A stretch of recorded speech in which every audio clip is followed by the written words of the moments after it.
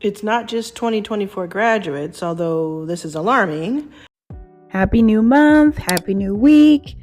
Thank you all for being here today. Welcome. Okay, now without further ado, I just want to say a special shout out to all the new subscribers. Thank you so much for being here. We are now at 68. That is exciting.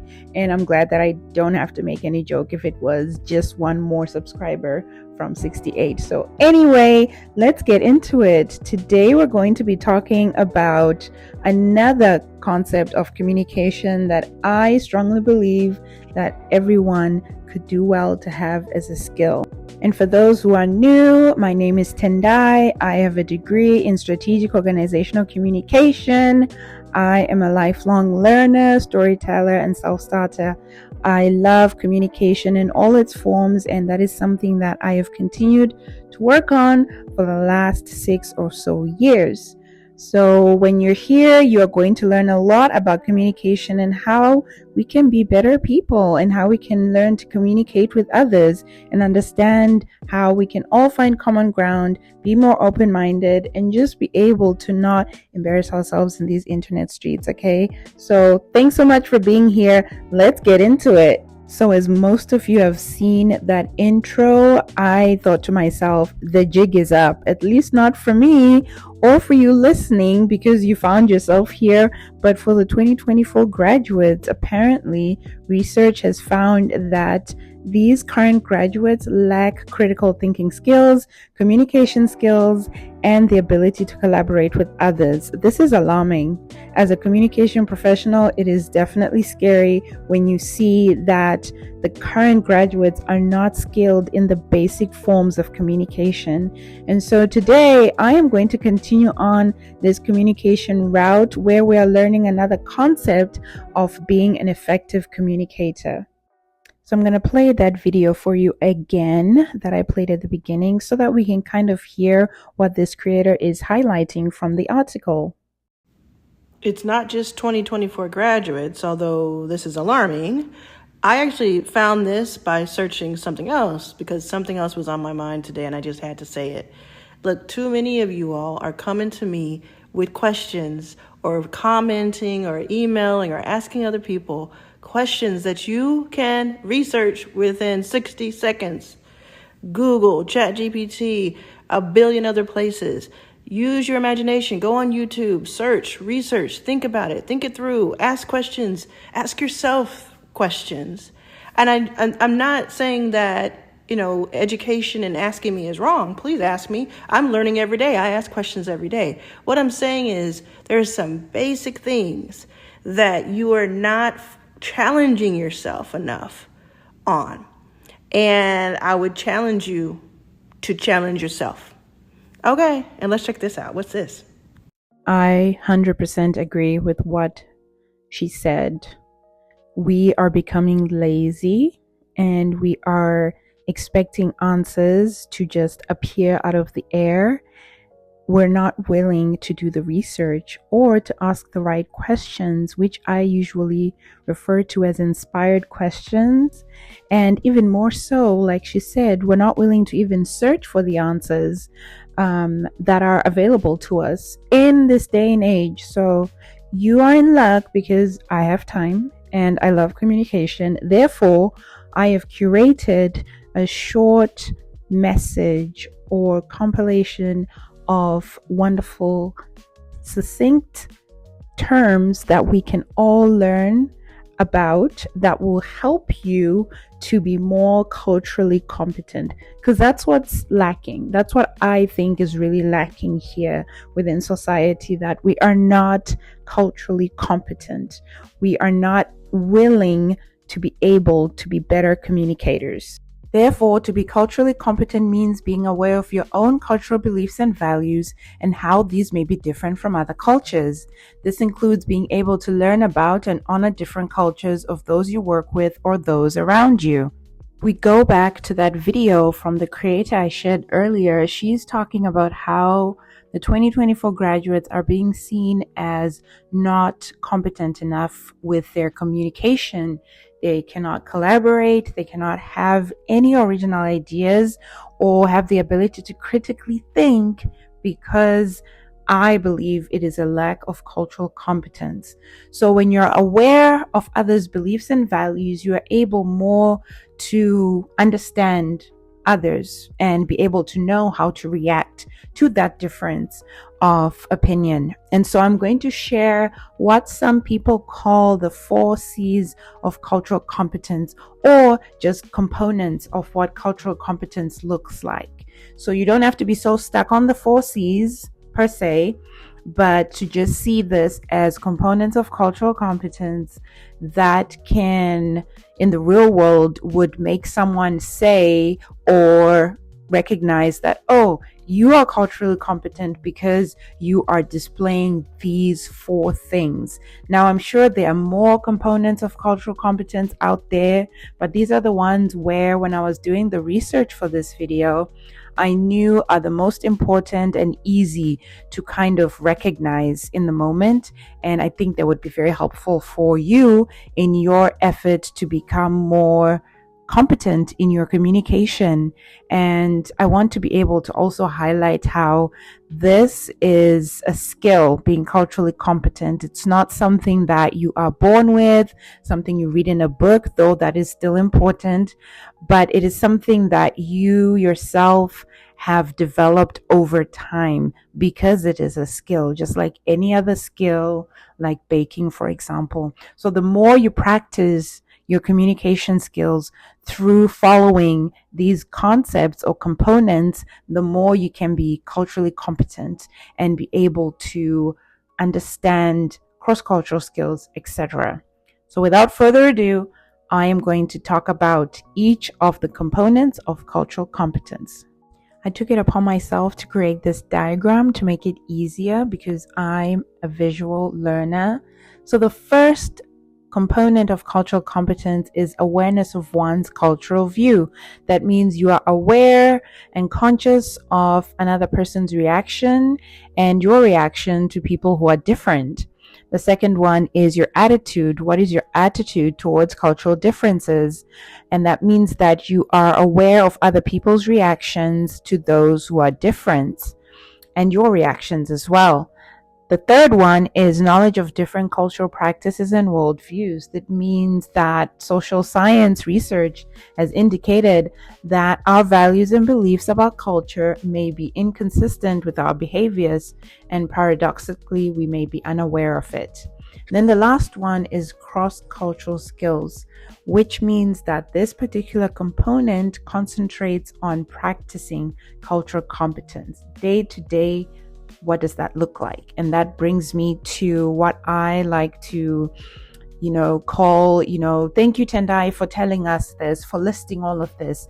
But can you please make it make sense as if you're explaining to a 5-year-old?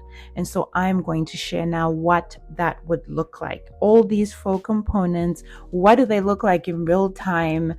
And you can be like, oh, I see. That's exactly what a component of someone who's culturally competent looks like. That looks like would be you are prepared and proactive, you're confident in your abilities and competent in your tasks, you can handle situations with ease and professionalism, what I would like to see as emotional intelligent. So you're someone who knows how to be proactive when given a task. You are someone who understands the tasks that have been handed to you, and you're someone who can handle any situation with ease. Now, when I say ease, I mean that you are able to listen, not to respond, but listening to understand and put yourself in another person's shoes with a little bit of empathy there, and being able to now digest what they're telling you and be able to share your own take or whatever you might think after you have considered what they have shared, if that makes sense. I remember one time reading Stephen Covey's book, where he actually mentioned that when we're having a conversation with someone, to recognize that we're actively listening. We are listening to what the person is saying, but we're not listening with our own take already developed and ready to answer or interrupt them, but we're listening to understand what that person is saying and where they're coming from with whatever they're sharing. So that brings me to what I call the cultural competence values that I picked up as I was doing research, because I think that goes a little bit deeper from the surface level of, oh, okay, Tendai, I can be proactive, I can be emotionally intelligent, but what are the characteristics? What are the values that accompany these traits that you can also then use to be able to have a magnifying glass and say, oh, okay, if I have these qualities, these values, I can use those to stay in check and be able to continue to be someone who is culturally competent, if that makes sense. So the cultural competence values right off the bat, one is curiosity, the second one is comfort, the third one clarity, and the fourth one is confidence. And I want to explain these briefly just so it can make additional sense. So you're curious, you're someone who is always curious about what is going on around you. And you're curious because you want to gain knowledge, you want to understand. You're not curious because you want to defame or you want to be combative, but you are curious in the sense of wonder and trying to really step into the other person's shoes, what we can call empathy. The second one, comfort, means you're just okay being uncomfortable with what is being presented to you. You can sit with that discomfort and not be offended by it, but see it as an opportunity for you to grow and understand. The third one, which is clarity, is you are seeking clarity and you are willing to deliver that same clarity to others so that people can understand exactly what you're saying and if you mean what you're saying. That overlaps into confidence, because if you're not confident, then no one is really going to take you seriously, or are they going to be willing to even listen to you and understand what you're saying, because you're not presenting it with confidence. So each time we're communicating, each time we think we want to be culturally competent, these are kind of the elements that we need to be having, the values, to help us to be just that: curiosity, comfort, clarity, confidence. And something that I just want to add as a bonus is culture, because cultural competence obviously has the word culture in there. And I think another thing that's important to understand is cultural competence can also be seen as intercultural competence, because I've noticed that there's not a lot of talk on intercultural competence. And so I decided to go a little bit above and beyond and create a little diagram. As a visual learner, this diagram will kind of show us what intercultural competence looks like opposed to cultural competence. Like, what is the dynamic? Because these are like siblings. They walk hand in hand. They come from the same family. However, they are different slightly in how they present themselves, but not so different to the point where you can't bring them back together and recognize they're kind of branches coming from the same trunk tree. My analogies can be off sometimes, bear with me. Diving right in, as you can see my diagram there of the two siblings, intercultural competence and cultural competence. Competence is the name of the family. They are siblings. On the right-hand side, we see cultural competency, which is being aware of your own cultural beliefs and values and how these may be different from other cultures. Intercultural competence is the capability to shift one's cultural perspective and appropriately adapt behavior to cultural differences and commonalities. That means you have been able to understand cultural dimensions, and these, for example, can be race, ethnicity, language, national origin, geographic region, socioeconomic class, gender identity, sexual orientation. The list goes on of all of these cultural dimensions. Whereas with cultural competence, it's more of how you are aware of your own beliefs, right? So before you can embrace someone else's sexual orientation what do you believe? What are your beliefs? And how can you recognize the difference between that person's beliefs and yours? Therefore, helping you to find the balance of being culturally competent, if that makes sense. Now, when it comes to being culturally competent, if you have listened to all of this and you're feeling a little bit like a fish out of water, how can I remember all these things? How can I be able to constantly recognize and check to see if I am being culturally competent in my speech, in how I choose to interact with others?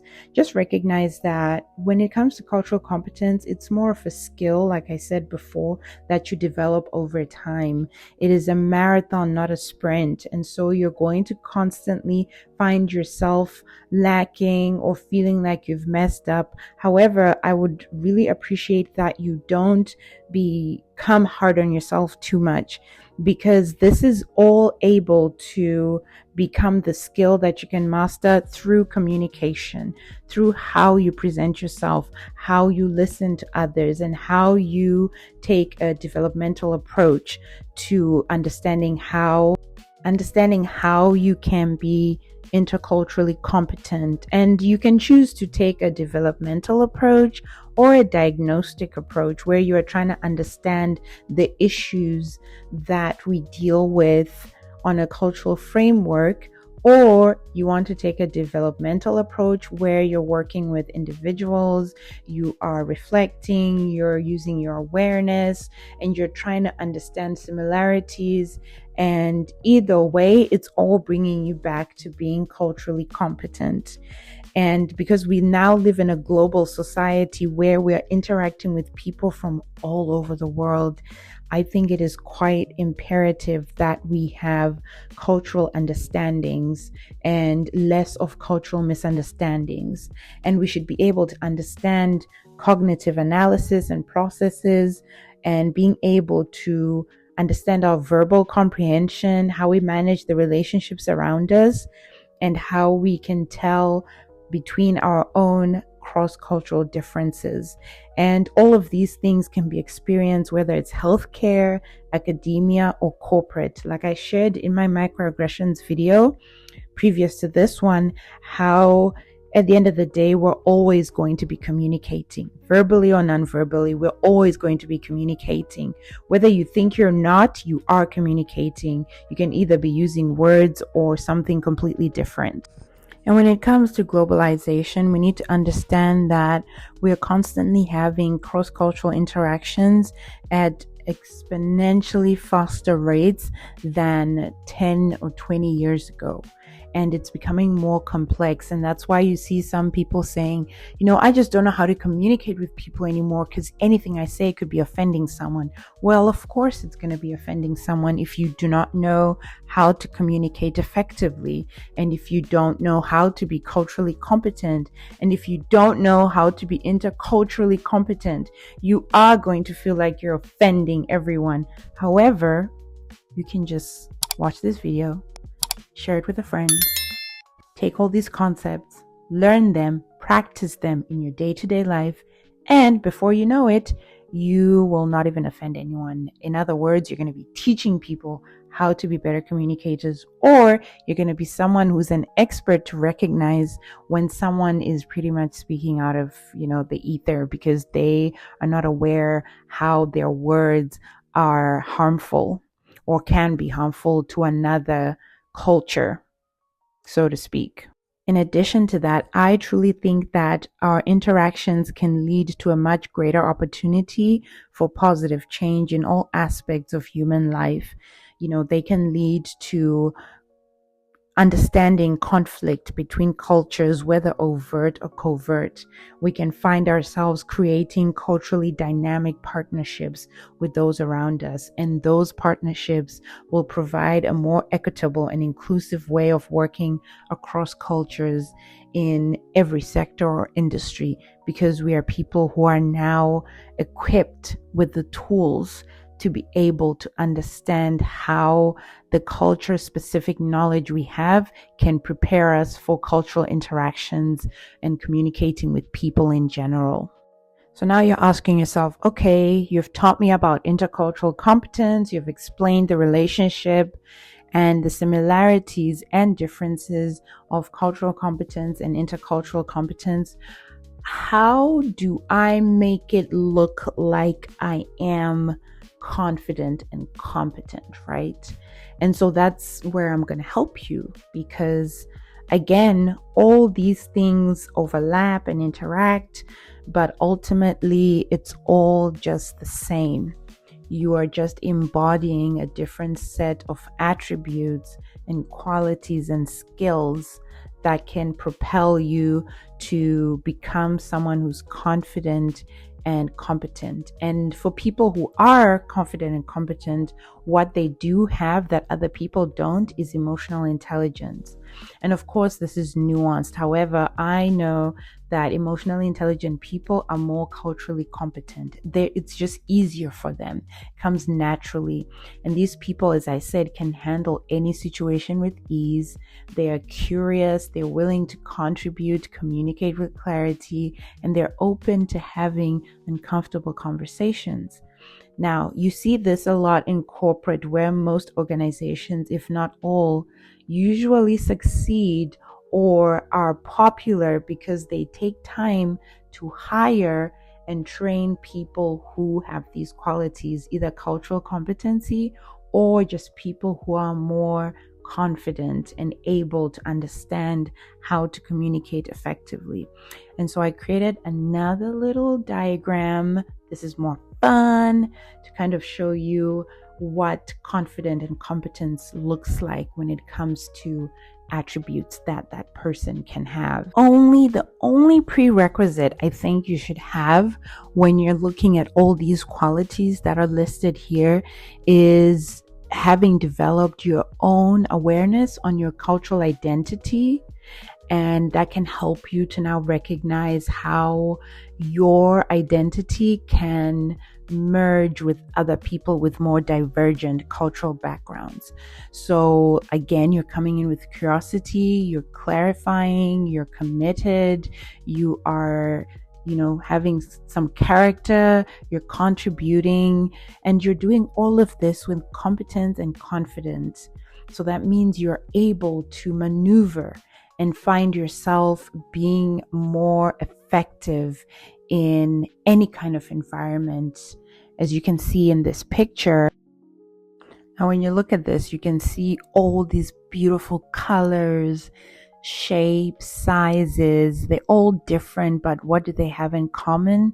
They're all bright, right? They're vibrant, they're active, they're confident in who they are, right? And they're appealing. And at the same time, each is different in its own right, whether it's the color, it's the shape, or the style. They're all still serving the same purpose. And that's what intercultural capability can look like. They're exceptional cognitive processes, and they include verbal comprehension and managing relationships well, just like this image is reflecting. Now, stay with me. I know I've said a lot of words, and you're probably thinking again, what does this look like, Tendai? Okay. And so that's where this next to last point comes in, or concept, right? Of cultural intelligence, because this is something, as I said, is a skill, right? To be culturally competent and recognizing if you are culturally competent, but cultural intelligence plays a big role. And what that is, the definition is the ability to recognize and adapt to cultural differences. It can give you the confidence to operate successfully in a wide range of settings. And it is important to aim to create more culturally dynamic partnerships, as I said earlier, which means creating more equitable and inclusive ways, right, across many different cultures. And so I'm giving you a little bit of a structure here. So instead of all those colors we had that are all over the place in their vibrancy, in their different shapes and strategy, whatever, you name it, it's all brilliant. When it comes to someone who is culturally intelligent, you are giving us structure. And what that can look like is with these 4 types of cultural intelligence. You know you're culturally intelligent when you have drive, knowledge, strategy, and you take action. That is the baseline on telling if someone is culturally intelligent. So, apart from being someone who is strategic, has action, knowledgeable, when you are culturally intelligent, that means you have the capability to cross boundaries and prosper in multiple cultures. You are someone who can successfully lead a diverse team and promote collaboration.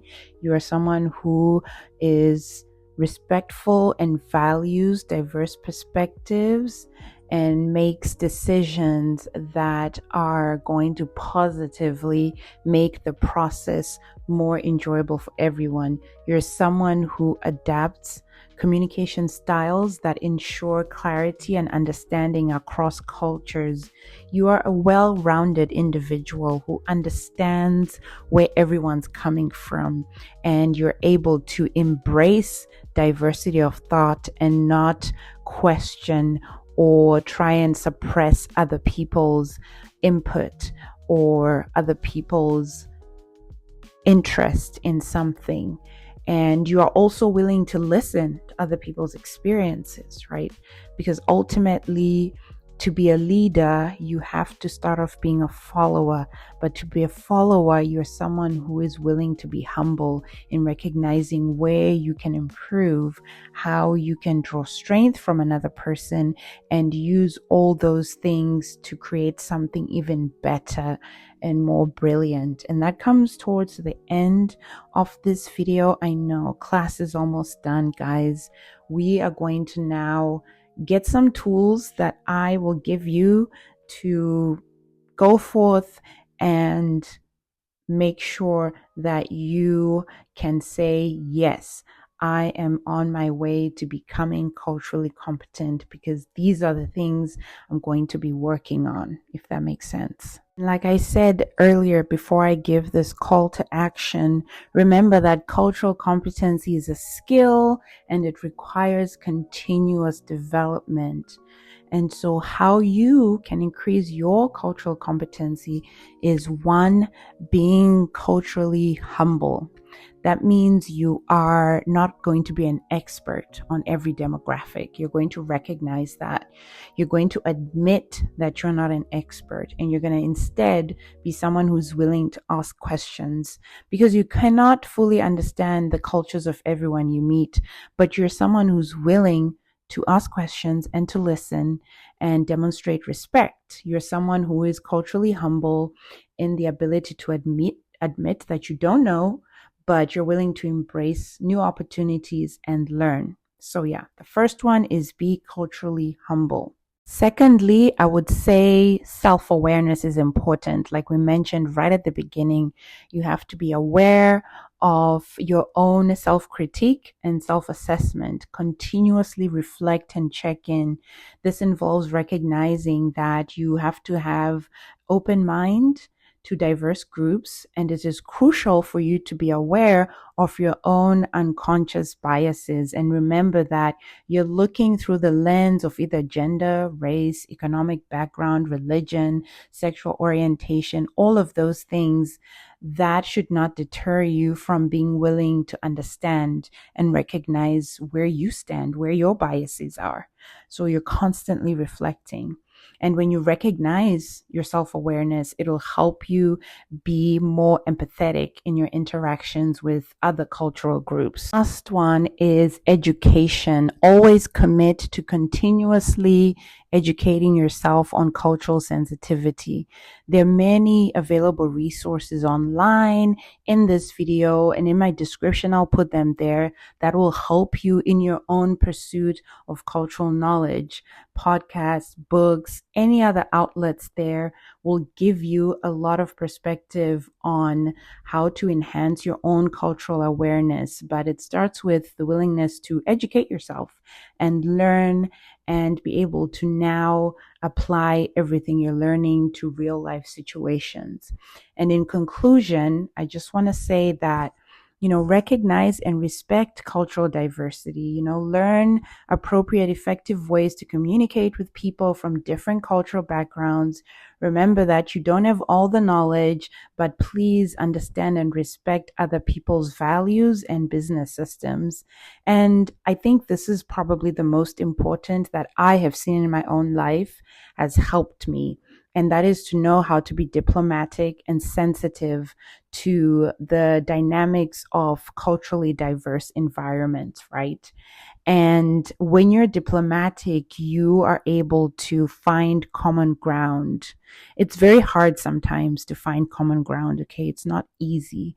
However, if you are moving with humility and a willingness to learn, you will find that you either know more than you think you did, or you actually are doing quite all right. But it starts with all of these principles. So now at the end of the video, can you say you are now culturally competent? I hope so, because you've learned the first steps. I've given you the tools, and now I want you to go out there and apply these tools and see how you do. Please, if you would like to learn more or another topic you might be thinking of for me to delve into, please comment below. Thank you so much for all of the new followers. I'm really happy you're here. I love communication. I love learning about communication, and I try my best to always be a better communicator. But it all started with me being willing to listen. Listening was the first thing I had to learn before I could find myself being somewhat of a cultural competent individual who is able to just continuously learn how to be better. I hope you all have a wonderful week. I cannot believe we're in August already. Isn't that crazy? I truly hope that you can enjoy your week as we're bouncing off of the Olympics and all of the fun stuff that happened. Remember, root for yourself. You are doing amazing. And as long as you are willing to learn, you are always going to be the smartest one in the room. But only if you're willing to listen, not to respond, but to understand. Have a wonderful week, everyone. Bye, and see you in the next video.